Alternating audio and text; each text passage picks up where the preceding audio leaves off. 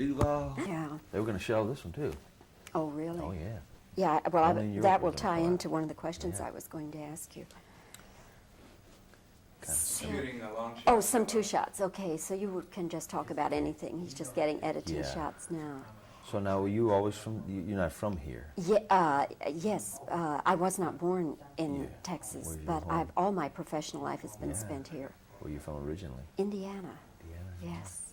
You like it here though. Oh, I leave retirement. And she goes up to the BA and has met your right. Are mother you a up scientist? there. No, I'm Yeah, not. my No, mother, yeah, okay. but I'm part of a part, and I have so much admiration for the concept of Yeah. for what science is all about. And I'm perfectly happy with my own faith. But I think there's a little bit of the scientist in me anyway, Right, yeah. in my philosophy of Yeah. life. But anyway, my friend Ethel Kersner knew that I had interviewed you, and so I keep in real close touch with her. And when she came back from the Probably tired of it too. I think. probably okay, well, Bob Duvall, we've got that straight now. It is Duvall. Duvall, right? Yes, it is lovely to see you again. Thank you. And I've been following Tender Mercies so closely because you did shoot it in this area in Yes. Dallas and Waxahachie and Grapevine, and then I've been following kind of the birth of this film around the country. Tell me first of all, why has it not just opened generally? It seems to be opening market by market. I really don't know. I think since it's a small kind of film in its concept, that many new films that are small films, they are distributed in one city, then the next, and they kind of nurture them on a city by city basis. And I think this kind of film, rather than opening it with 200-300 prints, it's better to open it small. But I think they could move it along a little more rapidly, I think. Did you have as many birth pangs with this as you did with The Great Santini? No, because once I finish a film, unless I'm really in on the production, I figure anything could happen to it in the negative area. So I don't worry. And I understand that there was a possibility that this film was not going to be released in this country and it was going to be released in Europe. I heard that from an excellent source. And that was somewhat like Santini in spirit, in that was kind of, they didn't know what to do with it exactly. Certain films they don't know what to do with. They're kind of special, but if you give the public a chance, then they're gonna like it, and then it's proved that's proved again that's what it is. I mean, the public really wants a certain kind of independent film that has a certain type of humanity in it, positive type of humanity, which this film has. And I think that they're seeing now that they have a very important film on their hands, and hopefully many people will get to see it. What are the studios afraid of? I don't know. I don't know what maybe they just figure if a film doesn't have a certain obvious, saleable, qualities or things in it that they don't know what to do with the film. I suppose they'll tend to put it to one side and nurture the more obvious thing, that have certain saleable things, like obvious things like violence or sex or whatever. But I suppose in a big business you go with a more obvious commodity or film in this case. But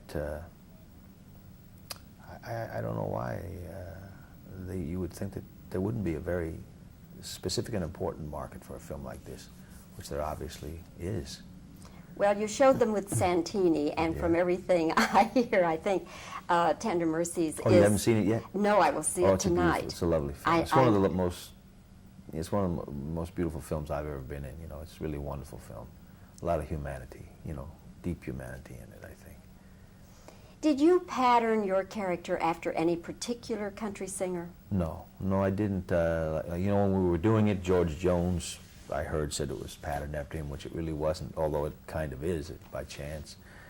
Not really. I listened to certain singers that I admired, and when it was over, we about a month and a half ago, we had a special screening in New York that I helped set up for Willie Nelson, and because everybody said it was kind of a Willie Nelson type of character. But when it was over, twice he said to me, he said, you know, you really reminded me an awful lot of Merle up there. So that was a big compliment to me, because I love Merle Haggard and his work, and so maybe in a roundabout way I had thought of that a little bit, but I didn't do it too consciously. I just kind of went for myself, although I admired certain people's music.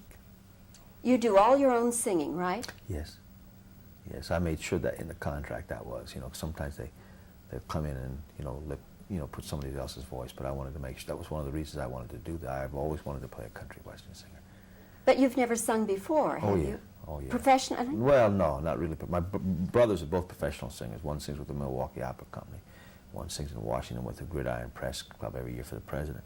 But, I've always sung, and been around country music and written some. So it wasn't foreign to me at all.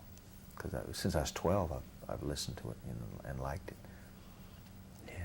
You are into a couple of other projects. It seems like you have about a dozen Indian clubs in the air all at one time, because you have this film now for Terry Fox. Yes. For HBO, Yes. and I wanted to talk with you a little bit about that, because I want to do a story, a separate story on that, Bob. First of all, how did you find Eric Fryer, whose life apparently is so close to Terry Fox's, isn't it? Yes, it is. Yeah, very much so, yeah.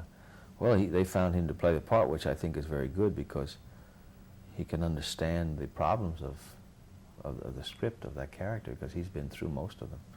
And I think it worked. I haven't seen the film yet, but I think it worked out very well with him. Sometimes it's good to work with a non-actor, like Alan Hubbard, plays my stepson in Tender Mercies. And it was a very positive project to do, I think. He's really a national hero in Canada. It doesn't frighten you as a professional actor to go into a project with somebody who probably doesn't even understand the jargon? No, sometimes it's better. Many times it's better, because they're more open. You get with a seasoned professional, sometimes it does it stuff up by the numbers, and sometimes that's okay for the powers that be. They would rather have that, but from kind of a fresh approach, sometimes you can get things from people that are inexperienced, that sometimes are much more alive than certain seasoned professionals, because they're open to a new way of doing something. It's that new enthusiasm, that beginning enthusiasm that first-time actors have. It can be very helpful and serve the project in a very positive way. Was it from the outset to be made for HBO? Yes, yes. Now, this is interesting to me, Bob. What is this doing to the movie industry? Well, I don't know. I guess HBO, as I understand it, is becoming like another studio. They're trying to, package and produce films that will first open for HBO, and then perhaps now there's also another format that will open, theatrically, say, like Terry Fox is open theatrically in Canada, and outside the United States will be theatrically released, and within this country on HBO. They also have another format that will have a limited theatrical release and then go on HBO. But they're getting into the production of motion pictures like a major studio. It doesn't mean they're going to be any better or any worse or whatever than any other film. It's just a format. There's no guarantee that good films will come out of that. Maybe 1 out of 10, like any other setup.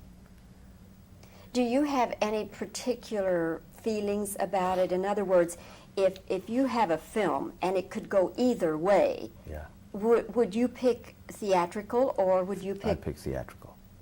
I would not often go to HBO. I just feel once again it's television. Once again it's television. That was the inference I came away with. Although it may be a good film, it's still television.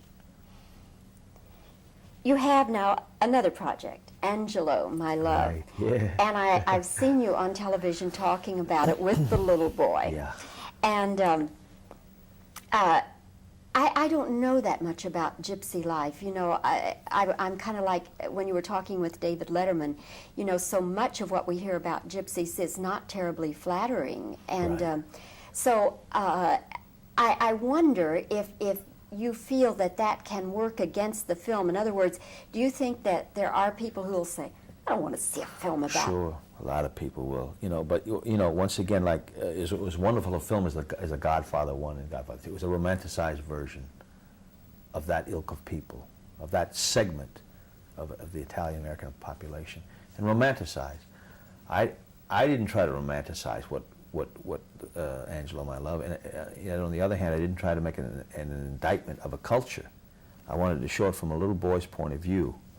And if there are certain qualities about those people that are not positive, I think it's still, there's enough humanity in the film because there was a lot of love, and there was a lot of, these people, whatever they do for a living, it's like even in The Godfather, Coppola tried to stress the family element in that, marriage, death, birth, babies, those things that underlie whatever your profession might be, whether it be, outside the law or within the law.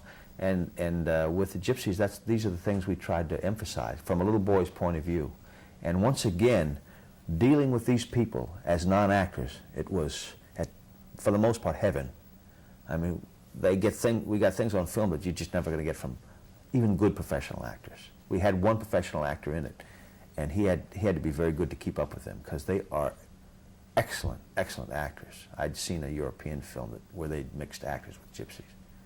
And really, sometimes it's much more exciting because you don't follow the set rules that have been set down through the years, as to how to make a film. We didn't use the word action hardly ever because we always wanted to be like, instead of now we're going to start, it was all one thing really. So it's just now we're here, now we're there, it's the same. And it was, but I think, it is a different kind of culture. Some people may not like it, but we show, I think, a very human thing underneath, rather than the old Hollywood concept of Gypsies, even King of the Gypsies, which I thought was very sub-mediocre, really. Was it difficult to keep your film becoming a documentary? Well, we started out trying to find certain ways certain styles. We went 2 or 3 or 4 different shoots until we found a way of doing it. It is definitely a fiction film, but once again, because they are such excellent actors, it seems as if you're watching a structured documentary. But in fact, it's really not a documentary. It is fiction because they would do repeats, we would do over the shoulder, reverse angles, and they do it again and again. Sometimes, technically, the camera didn't have things the way it should be, and so we had to do many, many takes. And they always seem to be fresh and alive. So from that point of view, you have you start from an artificial thing, or from artifice, and you work back to gain a certain purity.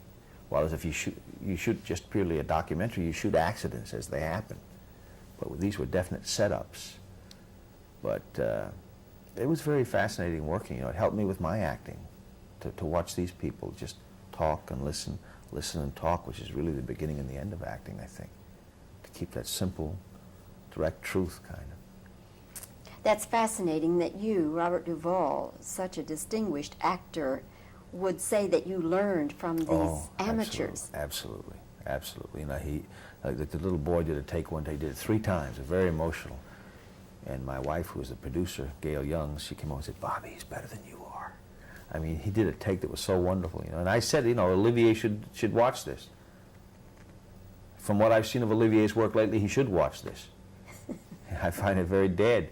And these people are very alive, very alive.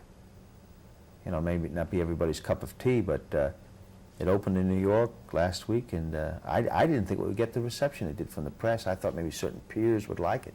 I know a certain acting teacher in New York that's sending all of his students there to see of this basic kind of truthful acting. But most of the critics, I mean, the press and TV, just love the film.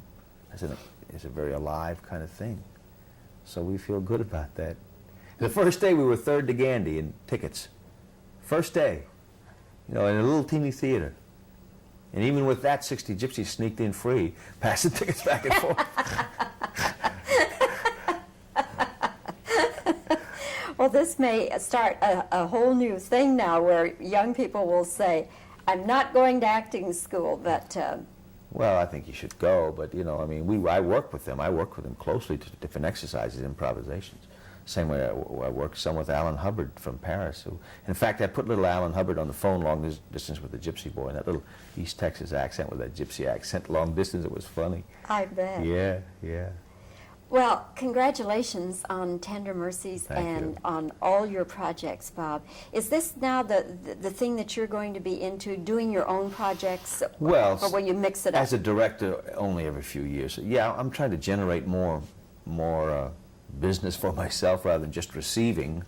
I'm trying to get in on the producing of, you know, so I can look for properties and help package them more for myself to act in. Yeah, which was kind of the spirit in a certain way with Tender Mercies, I think. And I think if many of the films that I'm in could turn out nearly as well as that, I'd be satisfied. Because I hope many people see it. It's really one of the nicest films I've ever been in, and as well received as any film I've ever been in, including The Godfather. I think it has been tremendously well received, Tender Mercies. Well, I'll look forward to seeing it tonight. I'll And see you thanks, there. Bob. Thanks Thank for you. talking with us. Appreciate it.